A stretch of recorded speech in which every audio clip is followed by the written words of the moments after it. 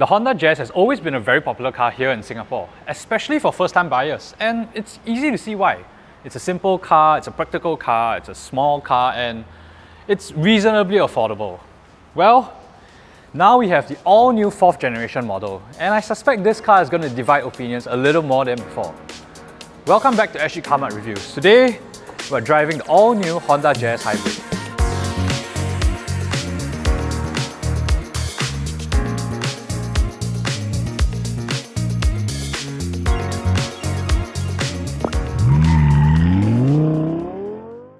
Let's first start by talking about what might be the most controversial part of the new Jazz, and that's how it looks. What you get here is a new design. It's softer edges, rounded edges, and definitely doesn't have that same pointy aggressiveness of its predecessor. Some people might find this cute. I've heard more than one person tell me it's really ugly. I don't think it's that offensive. I'm okay with how it looks. My main issue is the fact that I think this new design makes the car look small, which is probably not what you want in a car that's already pretty small in stature. As far as size goes, actually this new Jazz is pretty much the same size as before. It's slightly shorter in length and a little bit taller overall, but we have the same wheelbase, so you're essentially getting the same size car. The Honda Jazz Hybrid is priced at $107,999. The hybrid drivetrain produces 125 brake horsepower and 253 Nm of torque. The ECVT transmission brings the car from 0 to 100 km/h in 9.4 seconds. For more details on the Honda Jazz or any other car, head on to sgCarMart.com to help you make the smart choice on your next car. Again, at the rear we have a much softer looking design, so instead of the quite angular sporty taillights from the previous generation model, now we get a much simpler, flatter and a little bit bland looking rear. As far as boot space goes, we have a relatively small 284-litre boot, and surprisingly, we can actually fit our big luggage in here. However, the Jazz hasn't lost any of its practicality, so we have these rear Ultra seats that you can fold fully flat, and the front passenger seat actually folds relatively flat as well. And once you do that, now we can pass the anti-trolley length test, and actually twice over. One more trick, if we move on to the rear of the cabin, these rear Ultra seats can also be folded upwards. And when you do that, now we get a much taller loading area and we can very easily fit our luggage in. I'm now in the rear cabin of the new Jazz, and I must say I'm quite surprised at how spacious it is. The front seats have been adjusted to my driving position, and as you can see, there's actually plenty of space when you swing my legs around, plenty of knee room, good amount of headroom, so I don't feel tight or claustrophobic at all, which is great. As far as amenities go, we don't have a ton. We have 2 USB ports, no rear aircon vents, ISOFIX points on the left and right seats, and that's about it. Now, if we slide on to the middle, okay, we have a very narrow center seat, which is no surprise, this is a small car. However, good thing we have a not completely flat, but relatively flat floor, and that means I can put my legs in the middle and still sit fairly comfortably. As far as fairing, 2 adults and 1 small child, I think this is perfectly usable. 3 adults, at a squeeze, it should be fine over shorter journeys. Now, if we move on to the front of the car, it is here in the cabin of the new Jazz that you can feel the most improvements. So one thing I do like is the fact that these A-pillars have been made more than 50% slimmer. And as a result, you've got a bigger pane of glass here, and combined with the windscreen, actually, it makes the cabin feel more spacious. It lets more light in, you can see a little bit better out of the cabin, and I like that it makes the cabin feel bigger than it actually is, which is something very nice in a car that's actually quite small. As far as equipment goes, we have a new 2-spoke steering wheel with some useful steering mounted controls. You can control the digital display. We have a 9-inch infotainment system. As far as simple functionality, it's very straightforward. However, you can pair your smartphone, and you have wired Android Auto, and good thing for Apple users, wireless Apple CarPlay. So you can see I have CarPlay on, my phone's not connected at all. So this gives you access to your maps, your podcasts, your music, etc. We also have an electronic parking brake, which is good because then now we have a brake hold function as well. As far as materials go, this is on the cheaper side. It is a cheap car after all, so you get plenty of plastics around. However, on some key touch points like your steering wheel, here on the door, and like over here, we have some soft touch leathers, which is quite nice. Also, the seats, Honda has actually redesigned them to make them more supportive and increase the thickness of the padding as well. So it actually you know, nice and comfortable. As far as storage goes, that's one thing that Jazz does very well. We have one shelf here, we have a glove compartment here, we have one cup holder here, two cup holders, three cup holders, one, I don't think it will fit a cup, but another small one here, obviously in your doors. And we have a cubby hole here and another little space here. So plenty of space to put all your stuff. So yeah, I think the cabin is quite nice, feels modern, feels well equipped enough. But how does this feel on the road? Well, let's go drive and find out.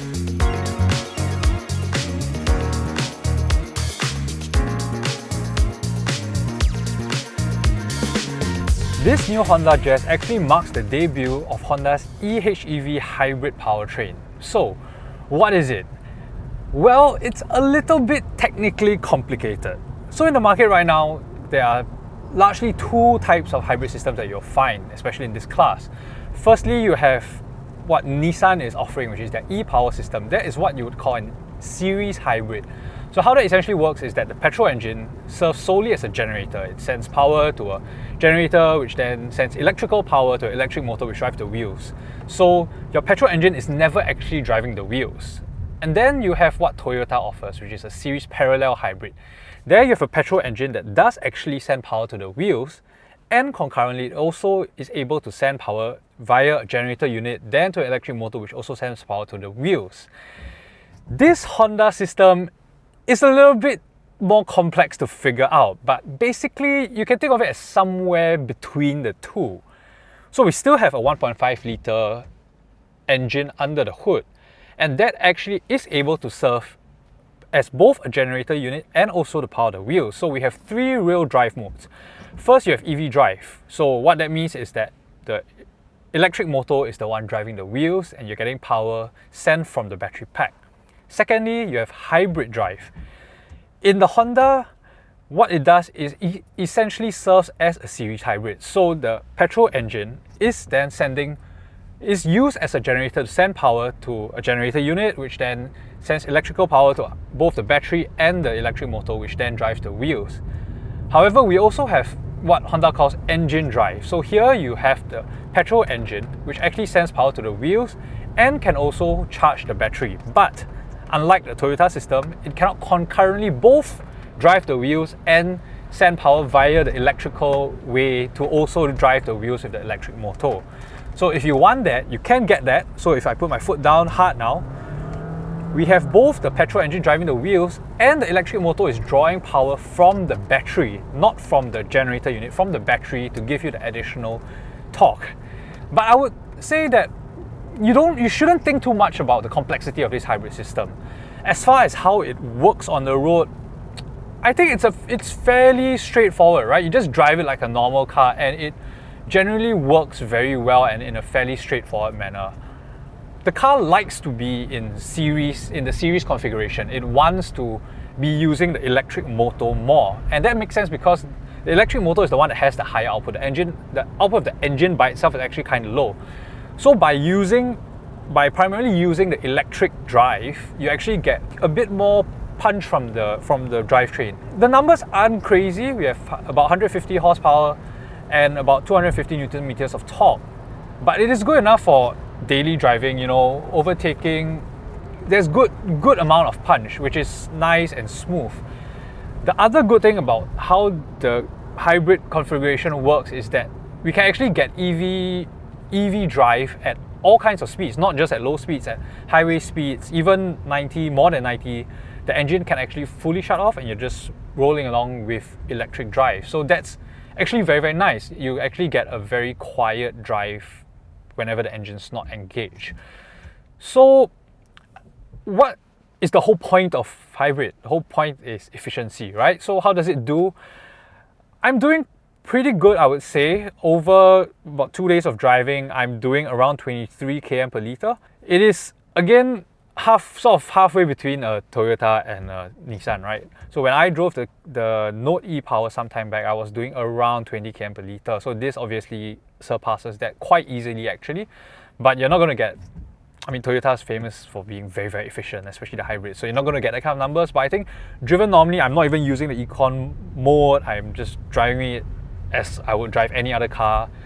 And I'm doing a solid 22-23, so I think as far as efficiency goes, it scores pretty well on that front. As far as ride comfort goes, it's generally quite agreeable. This is a slightly heavier car than the petrol variant, so this one's about 1.2 tons. And actually, I think the extra weight helps with the overall ride control.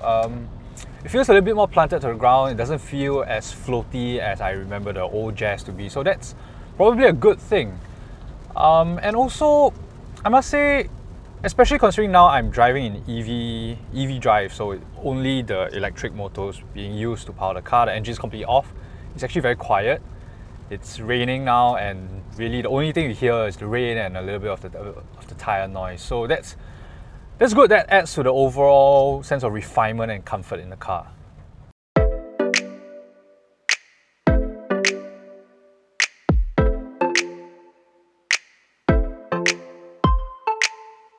So the new Honda Jazz Hybrid, is it a will buy, won't buy, or go try? My verdict is a go try. Why do I say that? For $107,999. Yes, I know it's kind of expensive for a Jazz, right? You know, Jazz used to be a $70,000, $80,000 car. However, that's just the nature of the car market and the state of car prices right now, with COE being quite high. One thing you need to know, this car, compared to the base petrol variant of the Jazz that's also being sold right now, this car is actually only about $6,000 more. And for that $6,000, you actually get a lot more car. You get a more powerful yet much more efficient powertrain.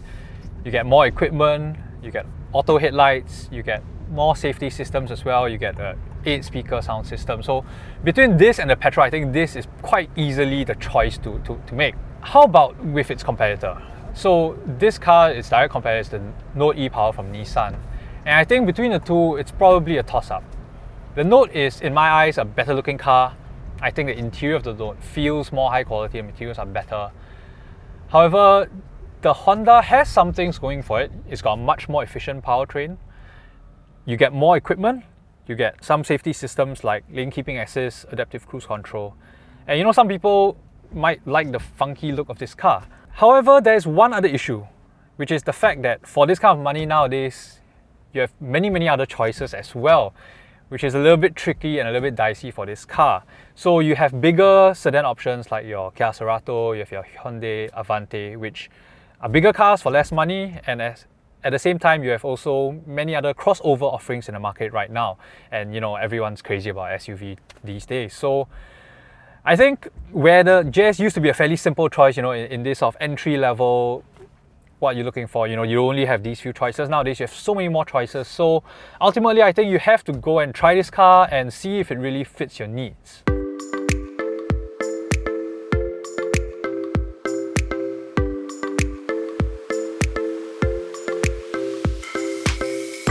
So there you have it. That's our review of the new Honda Jazz Hybrid. What do you think? Do you like how it looks? Let us know in the comment section below, even if you don't like how it looks. Do like and share this video and subscribe to see more of our videos, and also hit the notification bell to find out when we have new videos coming up. Also follow us on TikTok, we're doing some fun stuff there with the cars that we're driving.